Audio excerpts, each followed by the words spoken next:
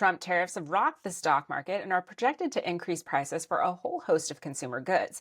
And the medicine you take may be next. On April 5th, the US began collecting 10% tariffs on imports.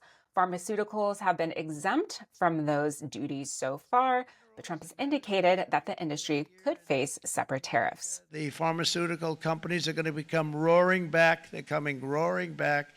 They're all coming back to our country because if they don't, they got a big tax to pay. Here with me to discuss possible drug tariffs is Allison Gatlin, biopharma and medtech reporter here at IBD. All right, Allison, so it seems like the Trump administration is moving forward with probes into imports of pharmaceuticals as well as semiconductors as part of a bid to impose tariffs on both sectors. So, what's the current status as far as it relates to the drug industry? As it relates to the drug industry, President Trump has launched an investigation into whether he should go into pharmaceutical tariffs. In the meantime, there is a potential that he will use his emergency means of announcing tariffs on the pharmaceutical sector. If he does that, analysts expect that to take place in the next month or two. And why is Trump focused on pharmaceuticals, or what would the end goal of these tariffs be? I think the end goal is just to bring manufacturing and jobs back to the United States. Unfortunately for pharmaceutical companies, that's really difficult to do because there are certain rooms, certain types of laboratories that they have to use to make drugs and actually to make medical devices as well. They have to meet certain certifications, and there's a capacity limitation in the United States for those rooms. So if capital is hard to access, companies will have a hard time reshoring in the US because they don't have the way to build the rooms that they need. And we've seen some industry leaders speak out on this. Most recently, on April 15th, the head of Johnson & Johnson said that potential U.S. tariffs could lead to shortages of medicines. So what would the impact on drug prices be if these tariffs go through? It's really going to be dependent on each company. Some companies will eat the cost and they'll take cuts in other places. Eli Lilly's chief executive, David Rick, said there's a potential that we'll see an impact on R&D. So companies are going to spend less money to innovate new drugs. Other companies will have to pass the cost on to the consumer, and because consumers are somewhat shielded if they have insurance or if they're covered by a government agency like Medicare, it's possible down the road we could see premiums go up from insurance companies. The most likely people to be hit by this are going to be uninsured or underinsured patients who don't have an insurance cushion, so to speak. And do we know which companies have the most exposure here? We don't. The companies are really trying right now to assess their situations. They're not really getting into what their plans are, how they'll deal with this.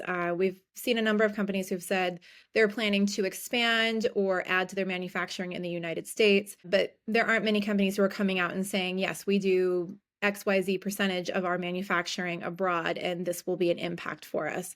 So a lot of what I'm hearing analysts say is that companies are going to need some time to see how sticky these tariffs actually are and whether they'll have to make a move down the road if this does turn out to be more of an impact for them. And are there any industries or sectors within the medical industry that are more insulated from these tariffs potentially? I spoke to a portfolio manager earlier today, and he had said that services are going to be less impacted by tariffs, which, as you can imagine, makes a lot of sense. If you are a property manager, for example, and you own the buildings where dentist offices or doctor's offices are located, you're in the healthcare sector, but you're not necessarily impacted by tariffs because you are managing the properties. You're not trying to make drugs. We've talked about how this could potentially impact drugs, but it also could take a hit on medical devices as well. Any anticipated impact there? It would be a similar impact. The medical device segment is already under tariffs right now because of the broad 10% tariff.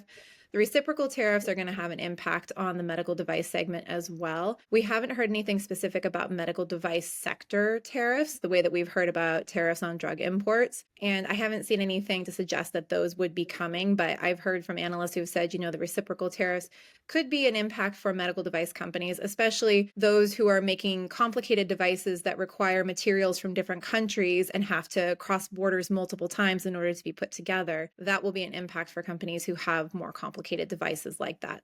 So, Allison, any other key takeaways for investors as you're watching this story unfold? The portfolio manager I spoke with today said to as an investor, you should be looking for companies that have strong balance sheets. Those are the ones who are going to be better capable of weathering tariffs if they do come to impact the pharmaceutical segment the way that they're already starting to look like they're impacting the medical device segment. All right, Allison. Well, thank you so much for your insights today. We really appreciate it. Thank you.